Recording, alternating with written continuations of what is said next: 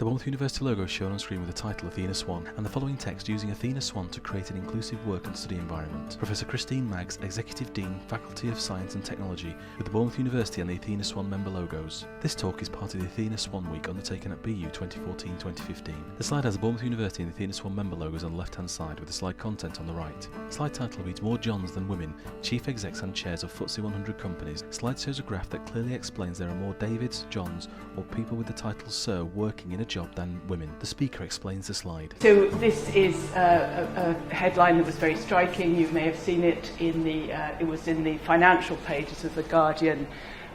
In the FTSE 100, there are more Johns than there are women. There are more Daves than there are women. And actually there's even more Knights than there are women. Now, in Australia, by comparison, it's Petes. So whichever name you choose, there are actually common names. There are more men with that name than there are all women. So it's a very stark feature of the corporate world, but it applies equally to... Slide shows a graph with the title Women in Academic STEM in 2010. The speaker describes the data. Just about anything you look at. This is just a picture showing the distribution of women at different grades. This one's actually taken from the National Science Foundation in the States, and it just shows that when we start off at the bachelor's degree level, we're about 50-50, and as you get up through the ranks, up to full professors, we've dropped to about 20%. So this is as far as I'm concerned, sort of single transferable graph. This is what we see when we look at gender data in academia. So the slide shows two graphs. Graph 1 shows the percentage of PhD student registrations, with a steady average of around 50% since 2005 to 2013. The second graph shows US female doctoral recipients in science and engineering, rising from around 40 to 45% between 2000 and 2009. On the right-hand side, these percentages are split up by country. The speaker first starts by explaining this section.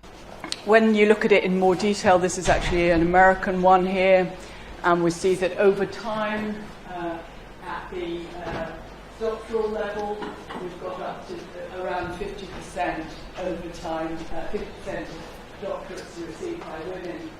But interestingly enough, there is some variation in country, so that Lithuania actually has a very high high proportion of women getting their PhDs. And countries that you kind of think are very gender equal, such as the Netherlands, are very much not so. And actually the Netherlands is one of the least equal countries.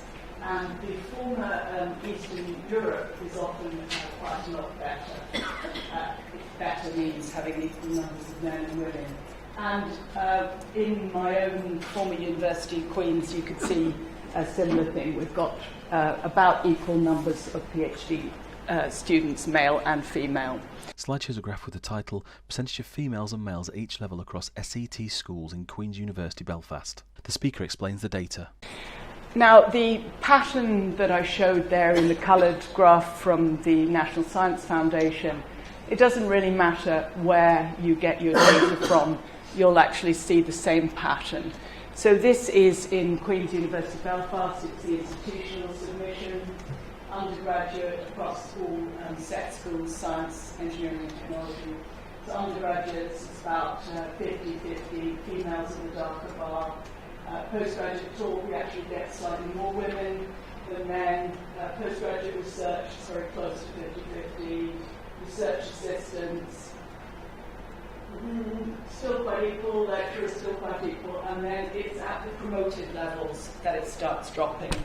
Slide shows a graph with the title Bournemouth University.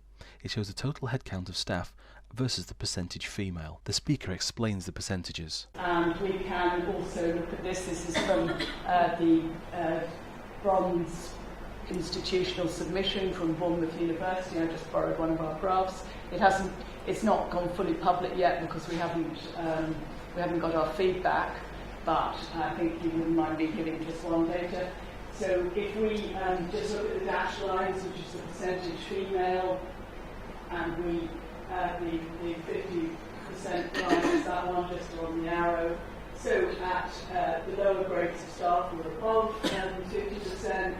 By the time we get to grade 8 to grade 9, we're just dropping below the 50. And then by the time we get up to grade 11 and 12, you're down to about 20% female. So it's just the same patterns you get everywhere. The slight rise at grade 12 plus is an anomaly caused by small amounts of data. There aren't very many people at that. So this is the pattern we see. Slide shows a graph with the title Early Career. Female representation among science and engineering faculty members in the United States has lagged behind gains in graduate education, in part because many women do not apply for tenure-track jobs, but women who do apply are more likely than men to receive interviews and offers. The speaker describes the important parts of the data. And so why do we see that pattern? Why do we end up with fewer women than men? And one of the ideas is role models. Women look at the academic careers, they don't see themselves there, particularly not at senior levels. So role models is one of them. But very interesting, if we just take the biology line at the top, for example, here, 45% of PhDs, this is an American one, years 99 to 2003, 45% of biology PhDs are female. 26% of applicants for academic jobs are female. By the time you get up to interview, there's 28%, and the first job offers that went to women was 34%. So when women actually apply for the jobs, they get them. So that is frequently the main goal, is to actually get women to apply. I'm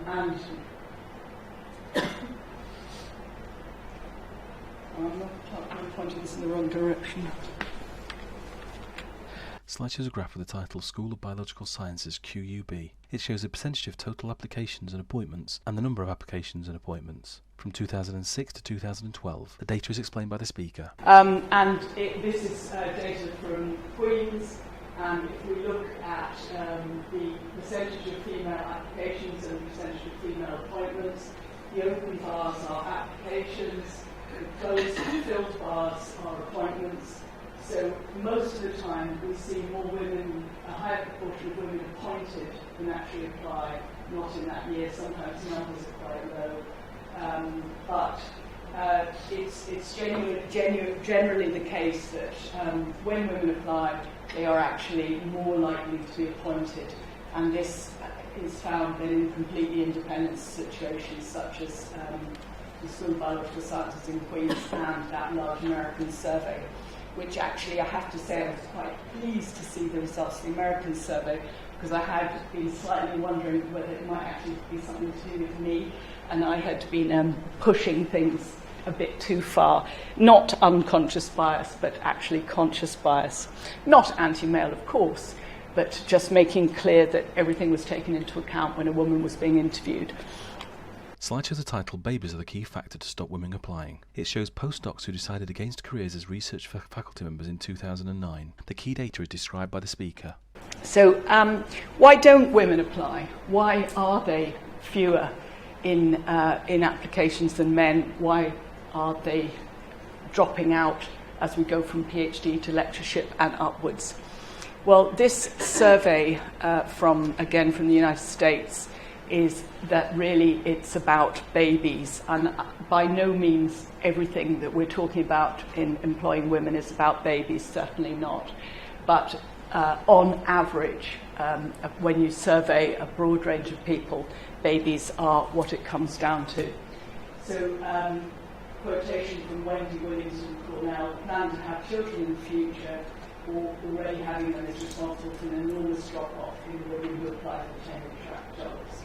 And if we look at this, so that we're looking at postdocs who've decided against careers. So when there are no children, men yellow, women red, both of them are on about 20%. They have decided against having or trying to have a career in science. Then if we think about having no children but actually would like to have them, at this stage we see a gap opening up. So for men, it makes no difference at all. In fact, it makes them slightly more likely to want to have an academic career, that they do want to have a baby. But for women, we're seeing a big difference now. The merely wanting to have a baby stops you thinking about a career. If you've already got one, it makes it even less likely for women to want a career in science. And if they've had a child since they got a postdoc, they're now down to 40% of women are saying, I don't want an academic job if I've got a baby. So to sort of... New slide reads Mothers in Science, 64 Ways to Have It All. It also shows 10 pictures of women. Work against this, Ottilie Laser, who some of you may know, produced this wonderful book called Mothers in Science. And it is called 64 Ways to Have It All. And it's a picture of people's lives and how they manage to have babies, win their Nobel Prizes, get their FRSs and all that kind of stuff. And I find it absolutely heartwarming and lovely. Other people may find it a little bit sickening because they do actually, the women they've chosen are not everyday run-of-the-mill female academics. They are the elite, the ones who've really done incredibly well. And of those mothers, 64 Ways to Have It All, one of them is coming here tomorrow, that's Jane Hill. Slide title reads How Scientific Societies Can Include, Promote and Retain Women Members. Kim Sullivan, Utah State University. Funding provided by National Science Foundation Advanced Programme. The NSF logo is also shown on screen. And now I'm going to change on to a slightly different topic, but with obviously the same theme, and that's the data. And I met at a psychological meeting in America, I met Kim Sullivan from Utah State University, and she had had a funded project from the NSF looking at societies, meaning scientific societies. And slide reads Ornithological Societies, Member Directories, Interviews, Annual Reports, Front Pieces of Journals, Meeting Programmes. Counted up the number of male and female members of the AOU, COS and WOS in editions of the flock from 1974 to 2004. Tracked individual student members through editions of the flock from 1974 to 2004. Join dates listed by the names. Data can be a powerful driver of change. There's also a picture of a bird sat on a twig. The societies that she was interested in were ones that are in ornithology, that's the study of birds, as in that pretty one down there. And so she carried out research in using membership directories and all kinds of other evidence that they had. And interestingly enough, in the ornithology societies, they have a group newsletter called The Flock. So The Flock had evidence, had all the names of all of the society members from 1979 to 2004. So she was able to actually look at individual student members when they joined and how they fared as members of the society. So it's a really very nice piece of work. You couldn't always do this, but she's used this to come through with the idea about how important data is. Slide title reads Since 1988, survival among female members has decreased faster than among male members. Members are lost 5 to 10 years after joining. The left-hand graph shows survival rates for female students. The right-hand graph shows survival rates for male students, both from 1979 to 1999, and both show a decline from years 0 to 20. The speaker explains the data. So what she found was that if we look at these, it's like a life table, survival bar. If we look at females versus males on the right-hand side, these are people who were recruited in particular years. We take the pink line on both sides, which is the year 1982. So they started off in year 0, and of course there's 100% of the members because that's the year they joined. For men, by the time we get to year 6, we've got about 54% of the men who joined in this year are still members of those societies.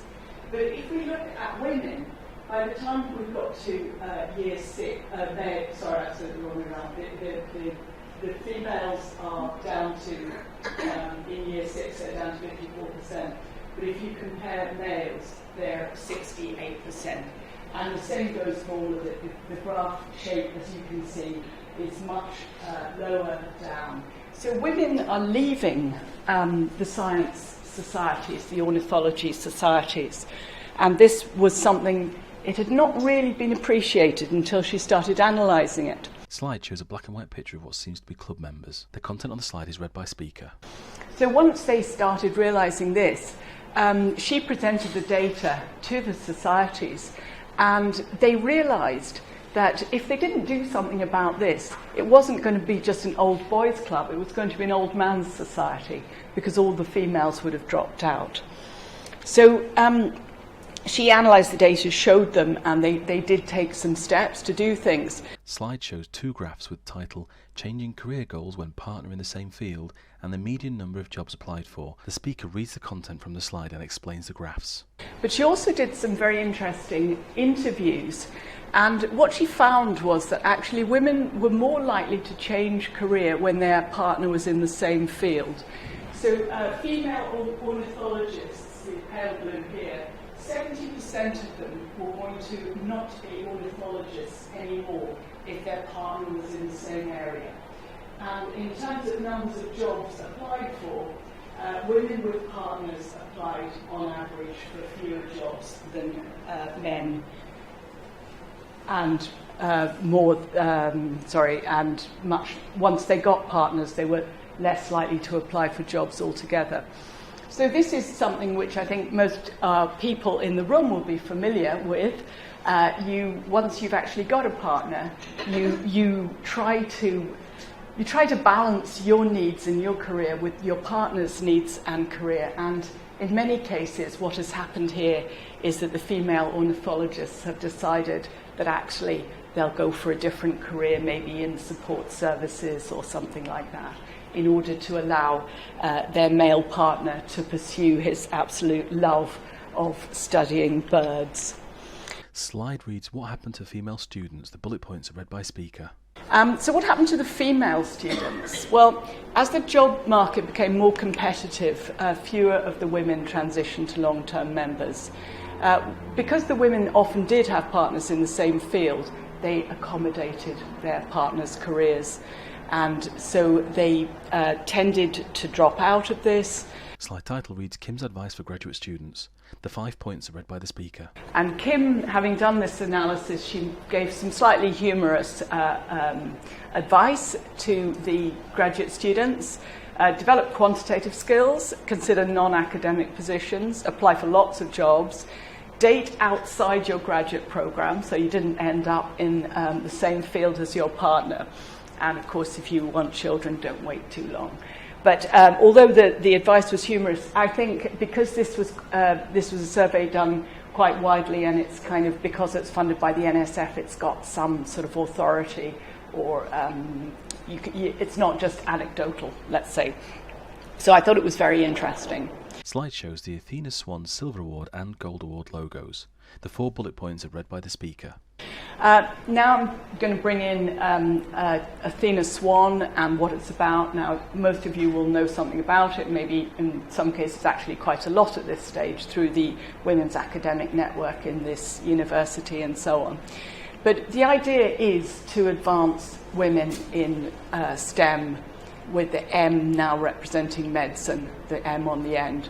And because it's funded by the Equality Challenge Unit, they give a lot of very good advice as to what to do, but also it's supported by many societies such as the Royal Society and the Biochemical Society. And a really, really important step, critically important step, was in 2011 when the Chief Medical Officer, Sally Davis, announced that the NIHR funding would only be available when a medical school holds a silver award.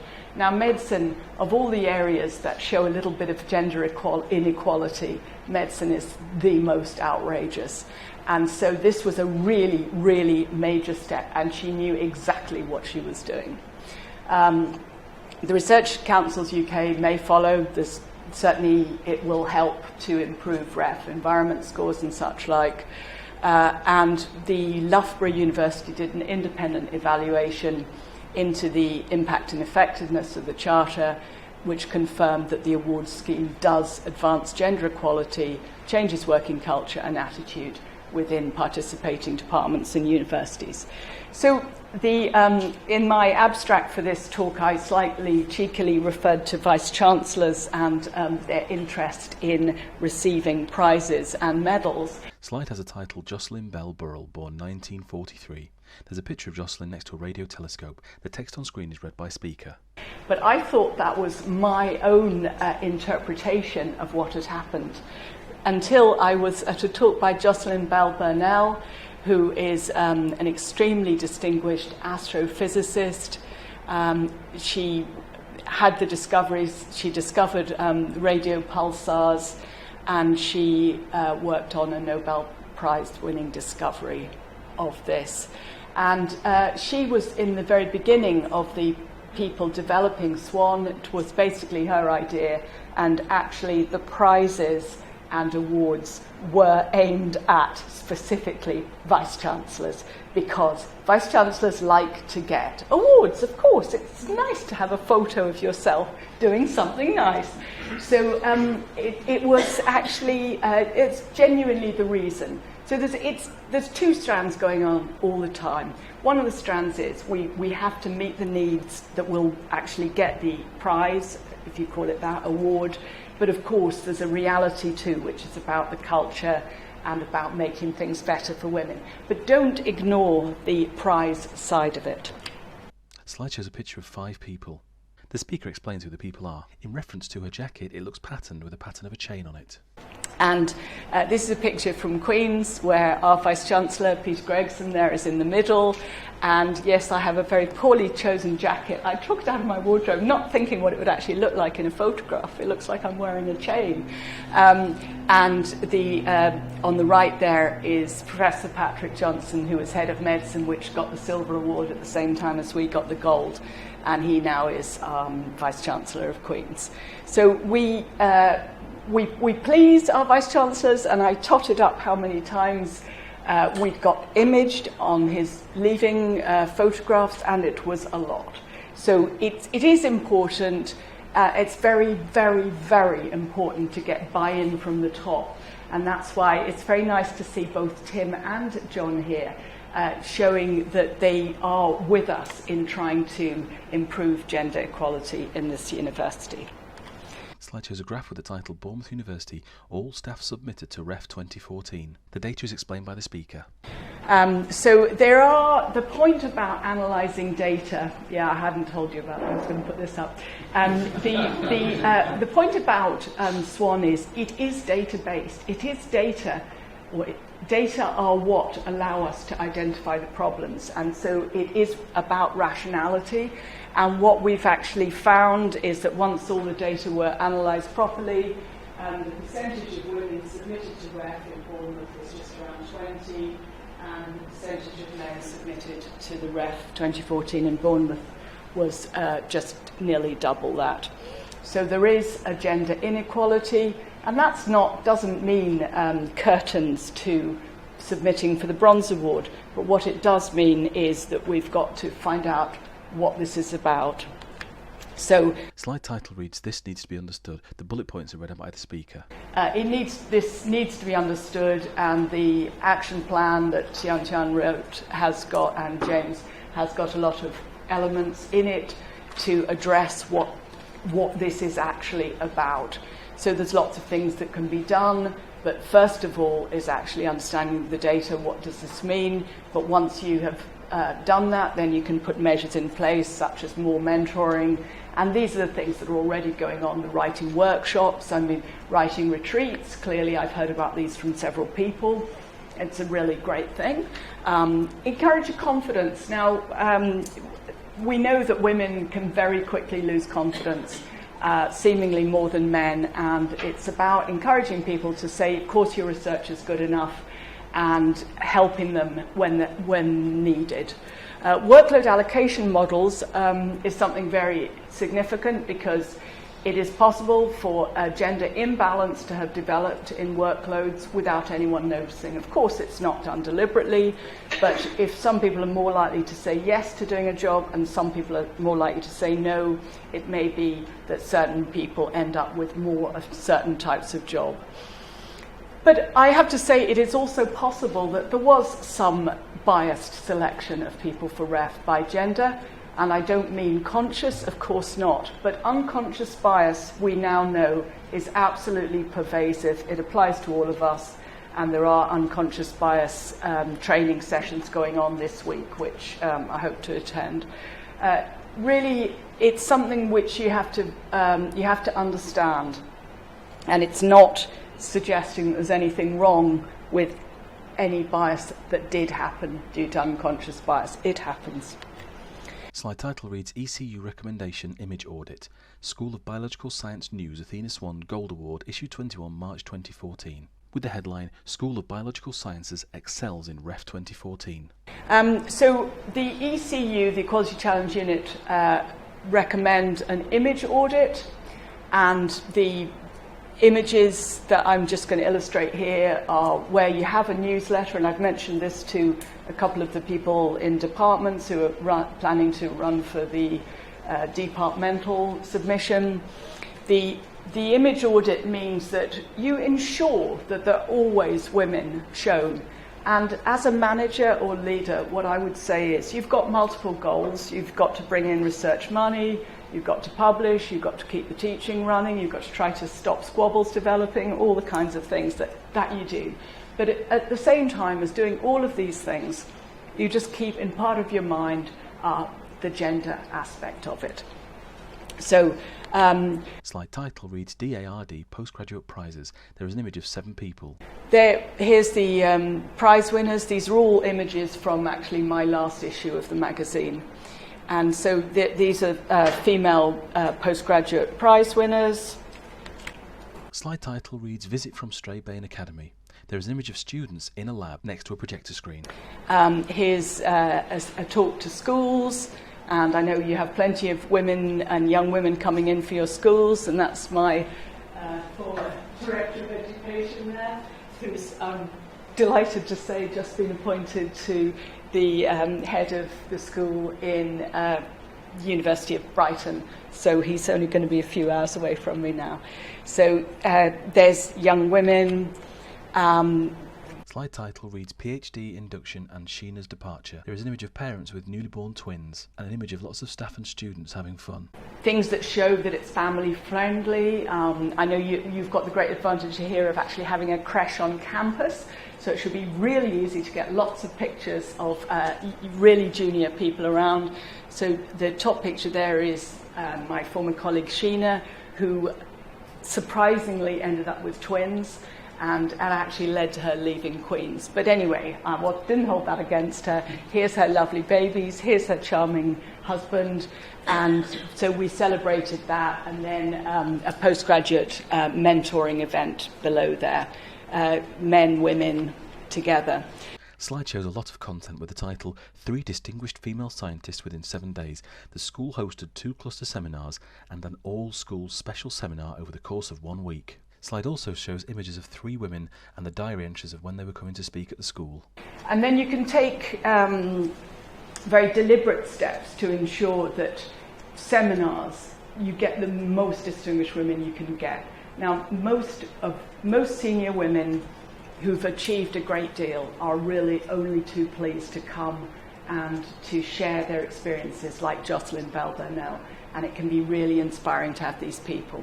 So this just so happened that in the space of 7 days, I got 3 women: Lynn Rothschild from NASA, the woman who's the president of the British Biophysical Society, and I think she's an FRS. And then on the right, we have a field scientist from Madagascar, who's just won a prize as well. So making sure that you not only have the right images up and around, but that you do bring the best women. And of course, there's plenty of men coming too. It just happened that was a week with 3 women. More images, if there's action pictures, make sure some of those people in the action are the women. This is quite funny here because, of course, he's just spraying, but she's driving the quad bike, you know. I didn't take that picture. The slide shows an image with the title REF panel members showed gender imbalance.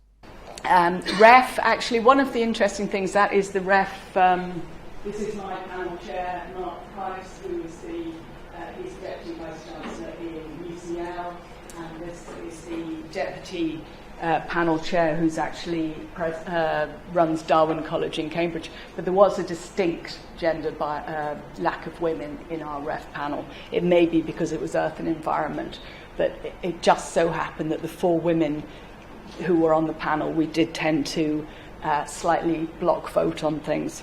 Sounds like the Eurovision Song Contest.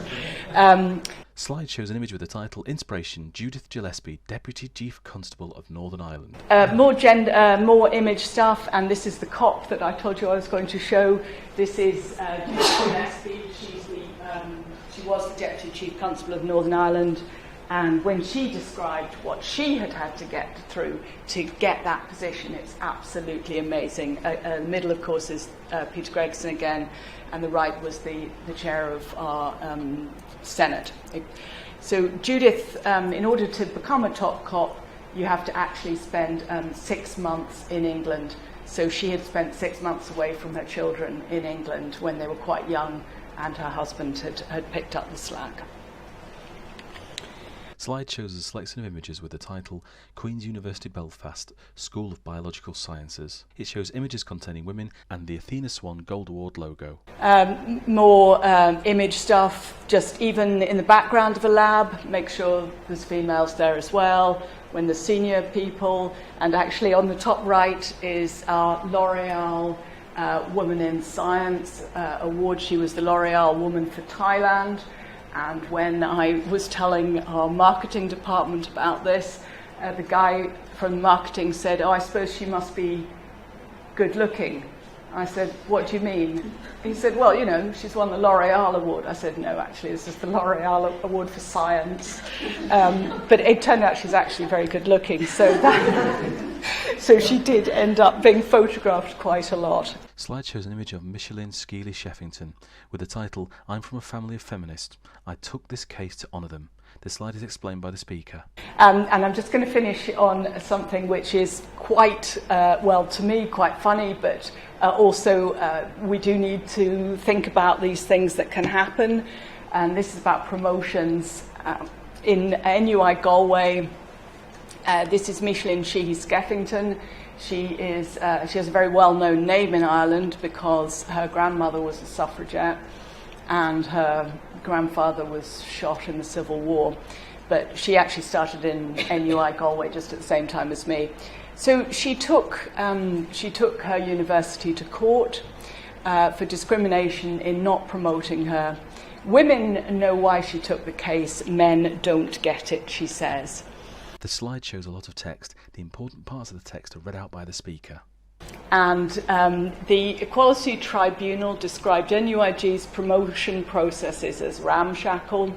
The most significant frailty is the statistical evidence. There'd been 132 applications for the post, 97 men and 35 women. 50 out of 97 men had been successful, so about half. 11 out of 35 women, so less than a third. It's clear that male applicants have a 1 in 2 chance of being promoted to SL, while women who apply have a less than 1 in 3 chance.